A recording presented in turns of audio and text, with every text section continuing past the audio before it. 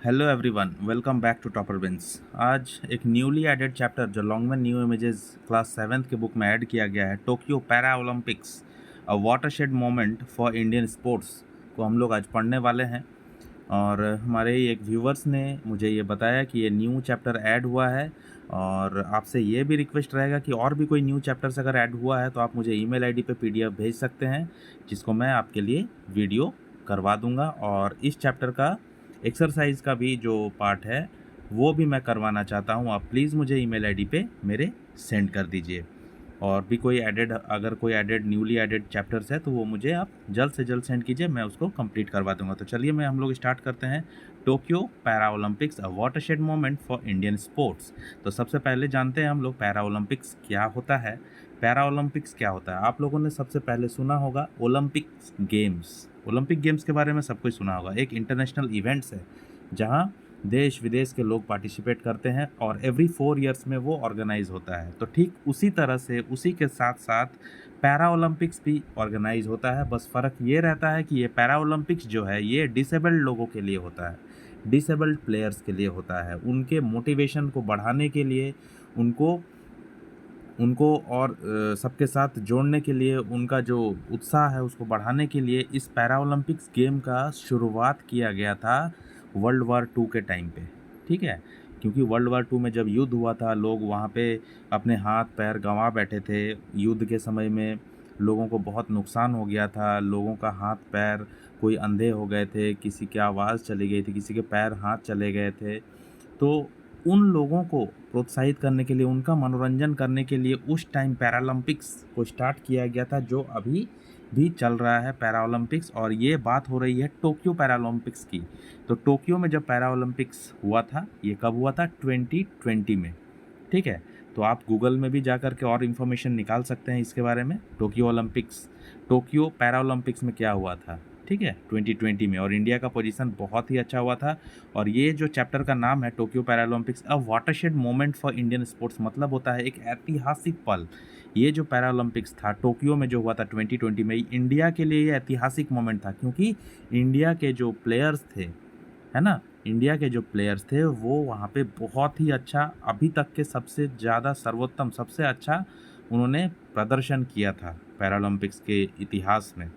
Watershed moment का मतलब होता है ऐतिहासिक पल, मेमोरेबल, जिसको मेमोरी बनाया जा सके, जो मेमोरेबल हो।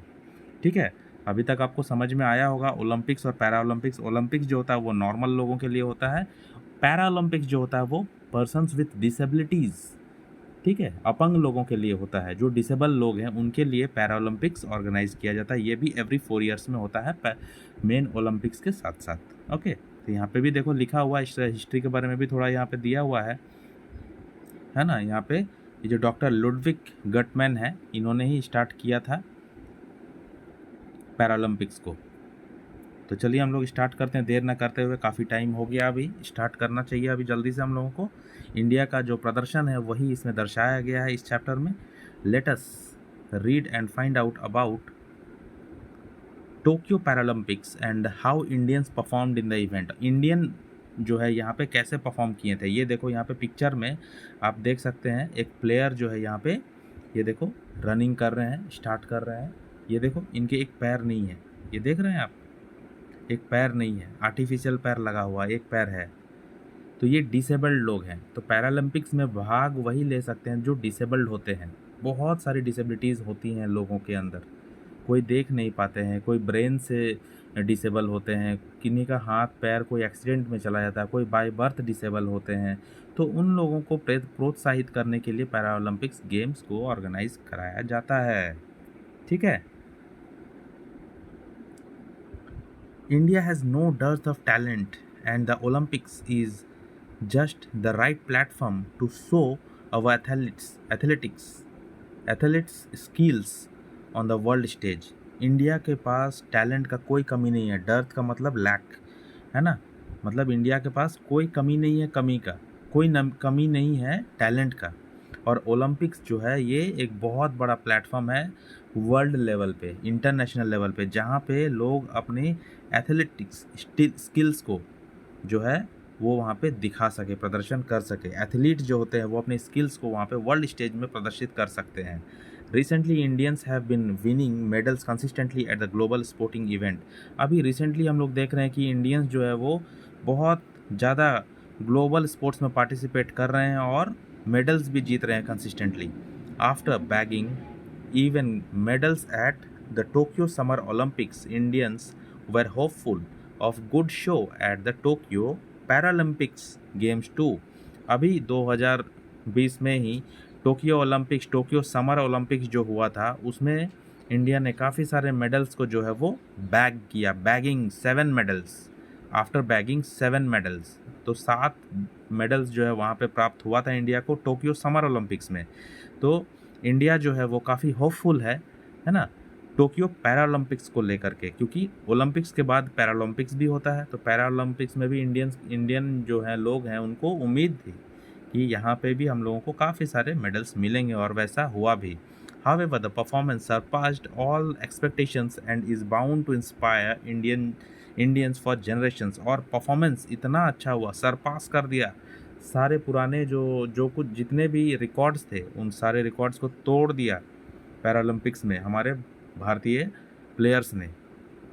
पैरालंपिक्स में इतना अच्छा रिकॉर्ड बनाया कि पुराने रिकॉर्ड सारे ध्वस्त हो गए और ऐसा रिकॉर्ड बनाया कि आगे के जनरेशन्स जो है इन रिकॉर्ड्स को देख करके मोटिवेट होते रहेंगे, आगे के जनरेशन्स भी। The Indian contingent finish the Tokyo Paralympics with its highest ever tally of 19 medals. तो इंडिया का जो मेडल का जो लिस्ट होता है, वो जो मेडल टैली होता है, वो जो फिनिश हुआ वो 19 मेडल्स टोटल इंडिया ने वहाँ पे कलेक्ट किया, पाया, विच इंक्लूड 5 गोल्ड, जिसमें 5 गोल्ड मेडल थे, 8 सिल्वर थे, 6 ब्रॉन्ज मेडल्स थे। आउट ऑफ 162 नेशंस, 162 नेशन, 162 देश ने भाग लिया था। India finish 24th in terms of overall medal tally. और ओवरऑल मेडल टैली के हिसाब से अगर देखा जाए तो इंडिया का जो रैंक था वो 24th था 162 देशों के लिस्ट में, है ना।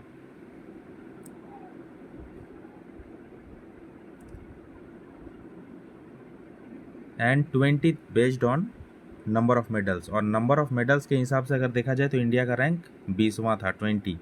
To put this achievement in context, one must consider the fact that India had just won 12 medals since it began participating in Paralympics in 1968। 1968 में जब इंडिया ने शुरुआत किया था उस टाइम पे 12 मेडल्स ही इंडिया को मिला था, है ना। One must consider the fact that India had just one 12 medals.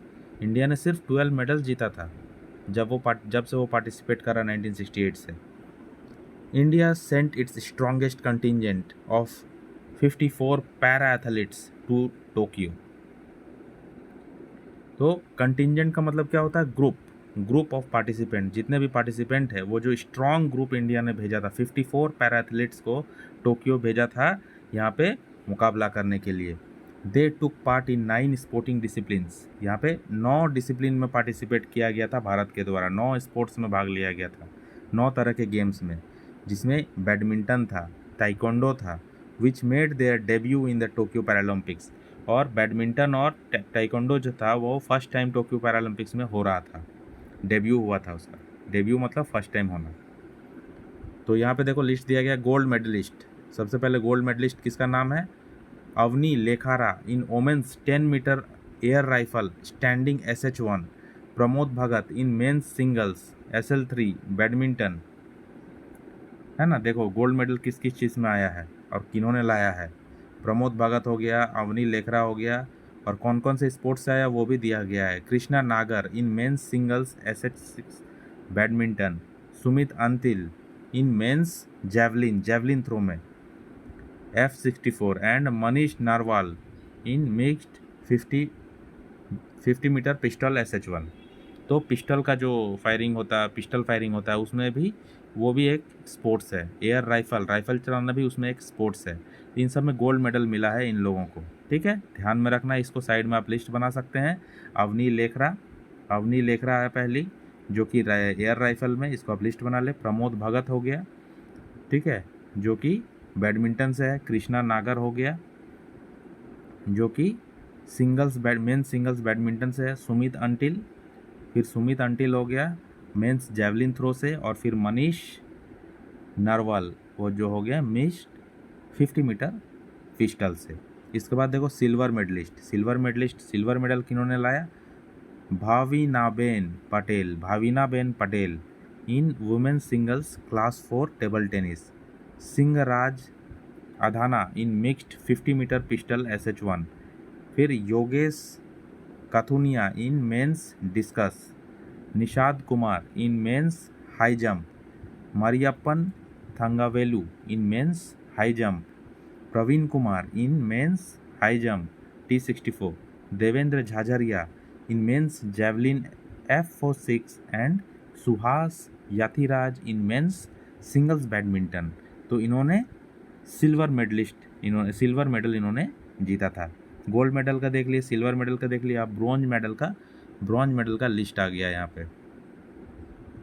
Bronze medal में अवनी लेखरा ने फिर से ब्रॉन्ज मेडल में भी इनको गोल्ड मेडल भी मिला है अवनी लेखरा को, और ब्रॉन्ज भी in women's 50 metre rifle 3 positions SH1 में।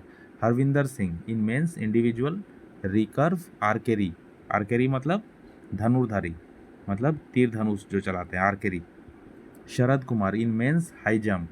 सुंदर Singh Gurjar in men's javelin throw.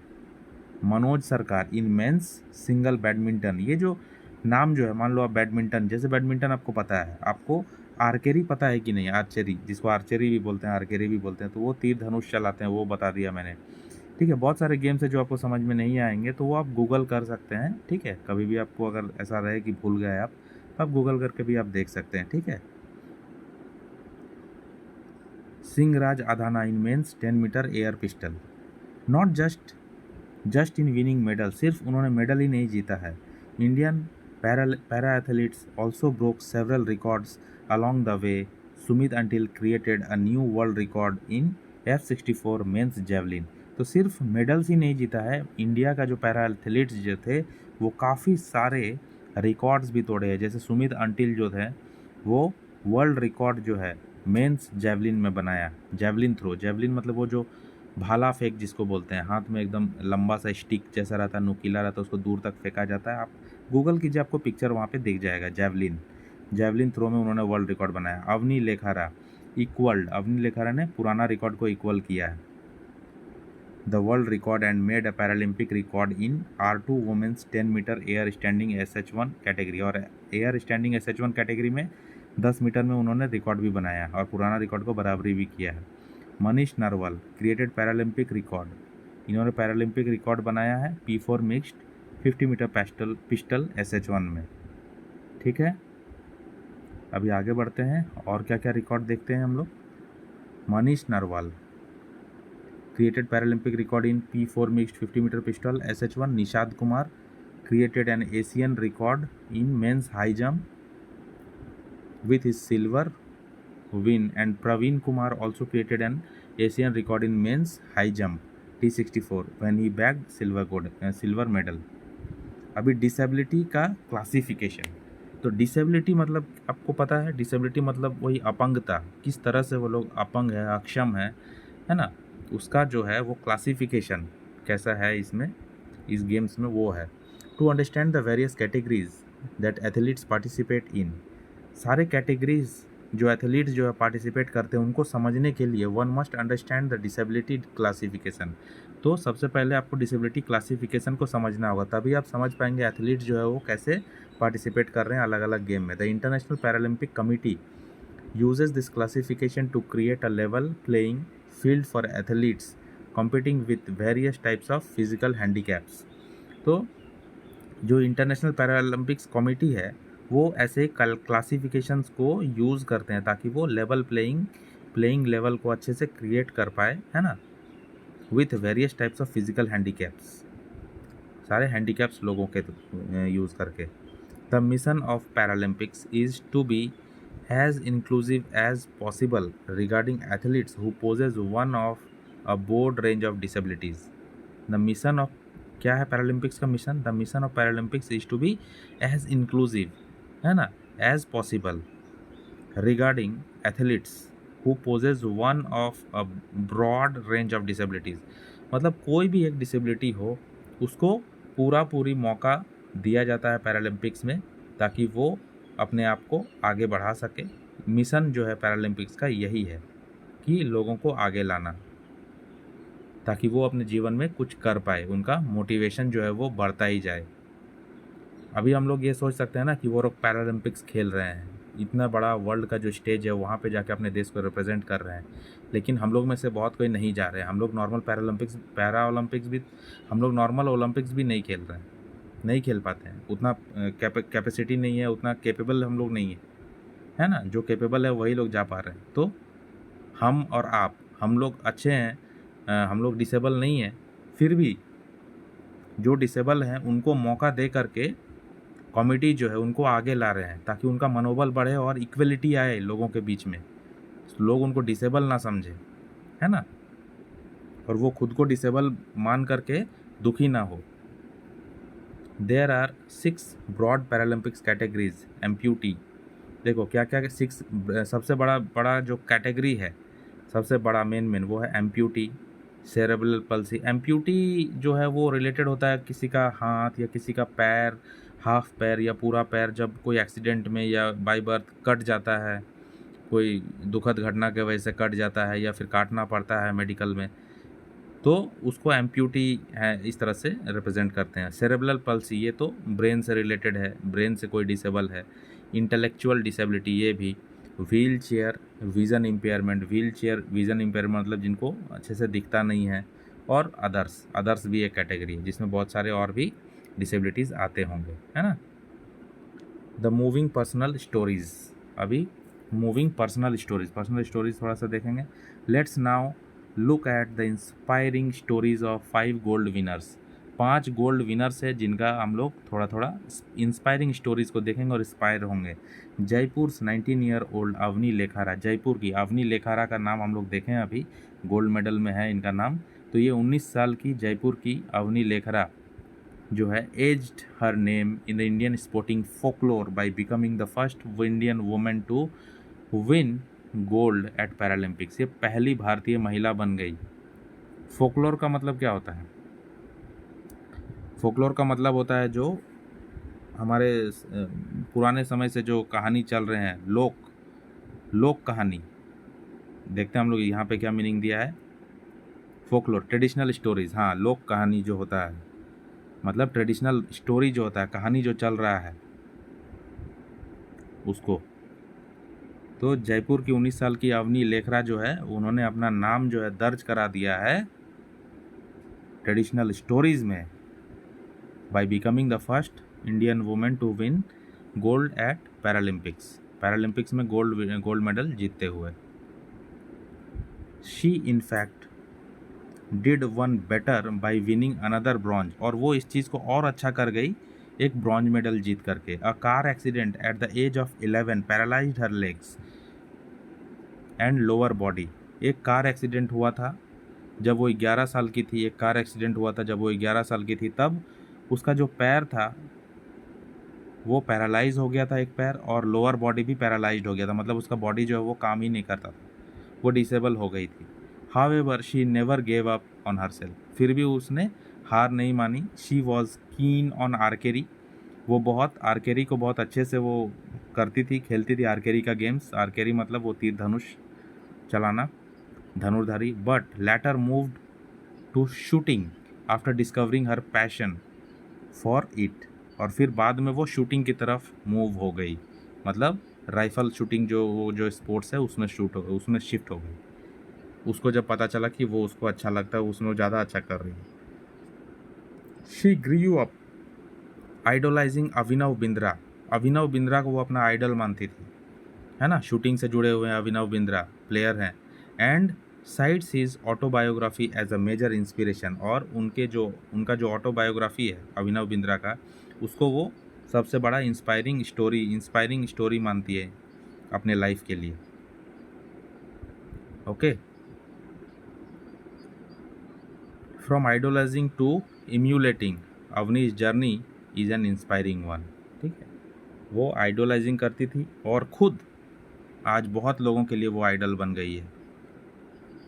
उनका जो जर्नी है अवनी का वो भी बहुत इंस्पायरिंग है। चलिए आगे देखते हैं किन का स्टोरी दिया गया है अभी। Haryana Sumit Antal was a wrestling enthusiast. Sumit Antal जो थे हरियाणा के, वो रेसलिंग में बहुत उनको मन था। रेसलिंग मतलब कुश्ती, पहलवानी। फ्रॉम अ यंग एज, बहुत यंग एज से उनको मन था। However fate had a different script for him, लेकिन किस्मत को कुछ और ही मंजूर था। एट द एज ऑफ 17, क्या हुआ? At the age of 17 his leg had to be amputated after an accident. 17 साल में क्या हुआ? उनको एक एक्सीडेंट हुआ जिनके वजह से उसका पैर को कट करना पड़ा, है ना। एम्प्यूटेटेड मतलब कट करना, पैर को उनका काटना पड़ा। While his dream of becoming a wrestler were dashed, तो उनका जो रेसलर बनने का जो सपना था वो टूट गया। He chose not to give up, उसने हार नहीं मानी। He picked up the javelin and the rest is history, और उन्होंने जैवलिन उठाया, जैवलिन थ्रो में अपना हाथ आजमाया, और बाकी तो आप देख ही रहे हैं, सब हिस्ट्री है।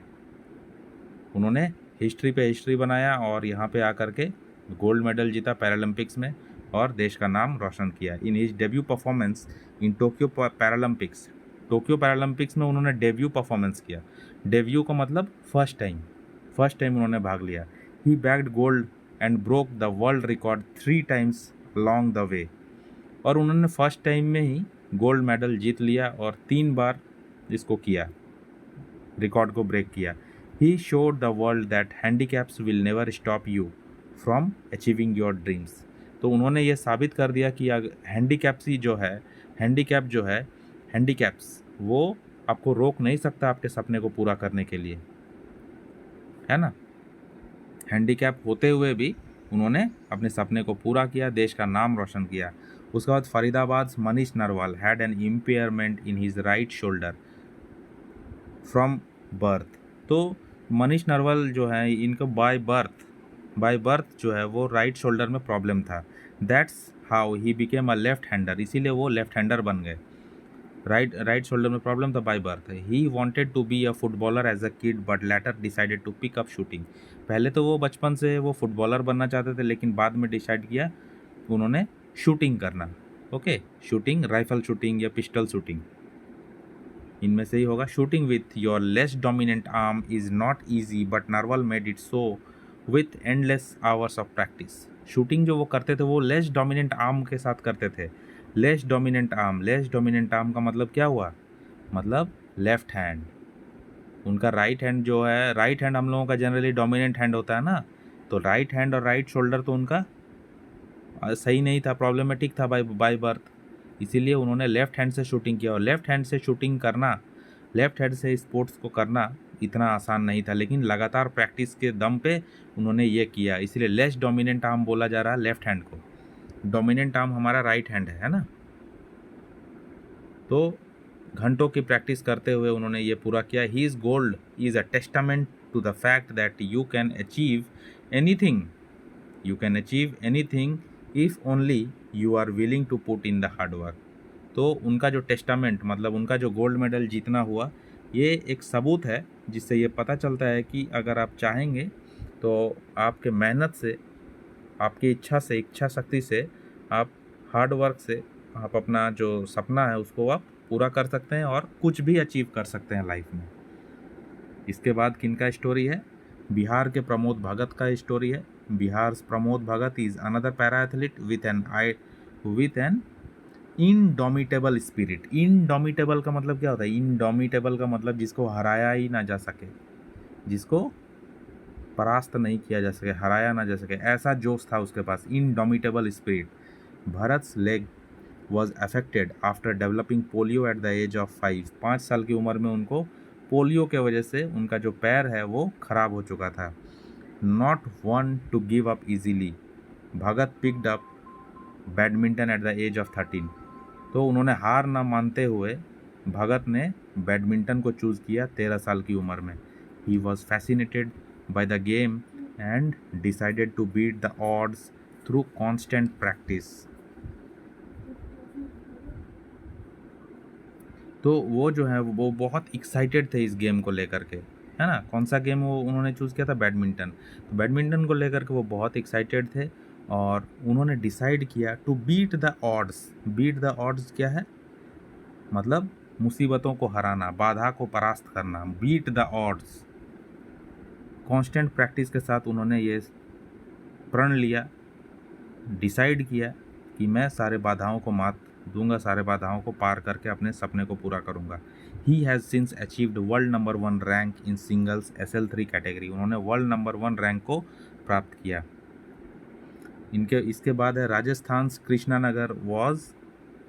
नागर, राजस्थान के कृष्णा नागर हैं, was diagnosed with dwarfism at the age of 2। जब राजस्थान के कृष्णा नागर जो हैं वो 2 साल के थे, तभी उनको पता चला कि वो ड्वार्फिज्म के शिकार हैं, मतलब बौनापन। उनका हाइट बहुत कम था, 2 साल में ही पता चल गया कि इनको ड्वार्फिज्म है, मतलब इनका हाइट बढ़ेगा ही नहीं, ये बौना रहेंगे। सोचो, ही वॉज नॉट ओनली ऑस्ट्रासाइज्ड का मतलब होता है बहिष्कार कर देना। उनको सिर्फ बहिष्कार ही नहीं कर दिया गया, but people constantly made fun of his short stature impairment, बल्कि समाज में लोगों ने उनका मजाक उड़ाया उनके शॉर्ट हाइट का। ऑस्ट्रासाइज्ड का मतलब होता है बहिष्कार कर देना, ग्रुप से निकाल देना। कोई इसको अपने ग्रुप में शामिल नहीं करता था, कोई समाज में इसके साथ बैठता नहीं था, इसको मजाक उड़ाता था, इसको बौना बोलता था। आप लोग देखे ही होंगे, जिनका हाइट कम रहता है उनको बच्चे लोग बाकी बच्चे उनको साथ में नहीं खिलाते हैं, उनको परेशान करते हैं, उनका मजाक उड़ाता है। ऐसा बिल्कुल भी नहीं करना चाहिए, आप लोग बिल्कुल भी ऐसा मत करना। But Nagar rarely paid any attention to such comments, लेकिन नागर ने कभी ऐसे कमेंट्स का कभी ध्यान नहीं दिया, कभी अटेंशन नहीं दिया। एंड कंटिन्यूड टू प्रैक्टिस, और वो अपना प्रैक्टिस पे ध्यान देते थे। He let his game speak for him, और उसने अपने गेम को ऐसा बनाया कि उसका गेम आज बोल रहा है। वो खुद कभी जवाब नहीं दिया किसी को, लेकिन उसका गेम इतना अच्छा हुआ कि वो लोगों को जवाब दे दिया। Today he has achieved such heights in para badminton that he has silenced all his critics forever।